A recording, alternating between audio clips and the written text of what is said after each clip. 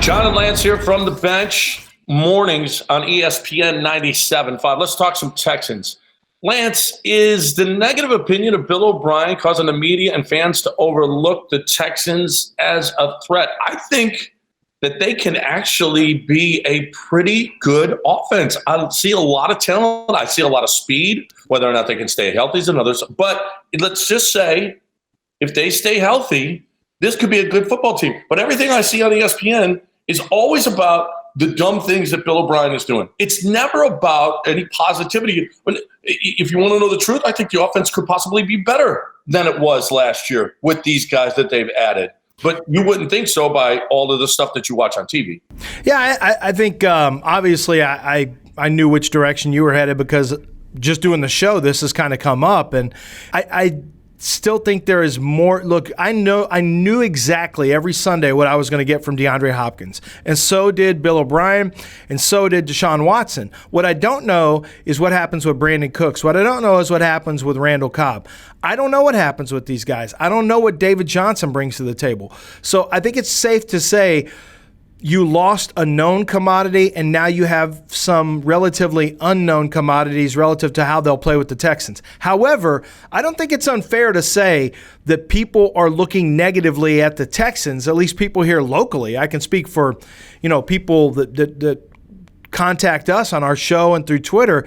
I think people locally are so down on Bill O'Brien, and more than ever this year, that there is a negative opinion and a negative filter that we're looking through, without question. I can't believe how many people want the Texans to lose just to get rid of Bill O'Brien. It's amazing that you want your football team. And we've seen it in other cities with other coaches and whatnot, but this is something I don't think that we've ever seen here. We didn't see this. Certainly we didn't see it with Gary Kubiak, that you rooted for him to lose, or Don Capers. They just lost. They just did that on their own.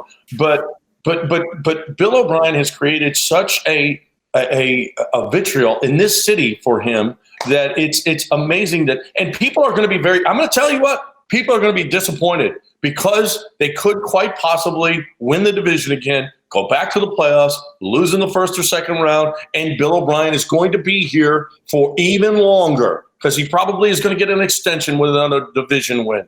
So if you think that this is it for Bill O'Brien, and you're going to be happy about that, you're going to be sorely disappointed.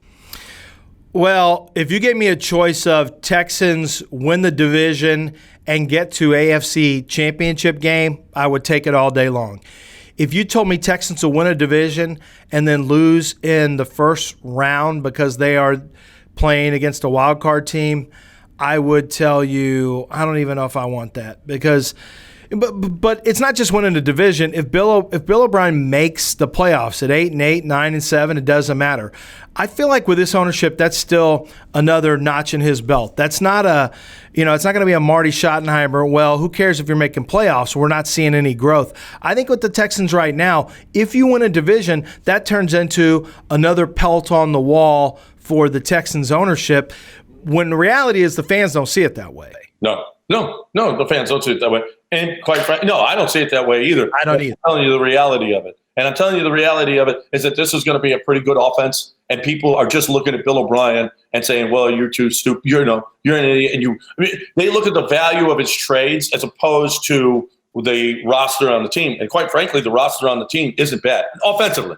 And defensively, they're not very good, and they're going to give up some points. But they're going to win shootouts. There's no question in my mind they're going to win shootouts this year. Yeah, but I think they could have won shootouts last year if people stayed healthy. I think it's always if they stay healthy. We've seen the Texans before when Will Fuller is healthy. That is an explosive offense when they had D-Hop. I don't think that's been the only problem they've had offensively is they can't stay healthy enough to be consistent. And whether it's offensive line or whether it's with Will Fuller, they just haven't been able to stay healthy. Or at one point it was Deshaun Watson. That's always the caveat that we have, even with Randall Cobb, even with Brandon Cooks, two more guys who you're going to have to worry about in terms of health. Or at least Randall Cobb, it's more about performance at this age. With Cooks, it's about health. We have the same issues. Now, this could be the year that we finally see him in the vaunted top 10 offenses of the NFL. I know that's what you live for.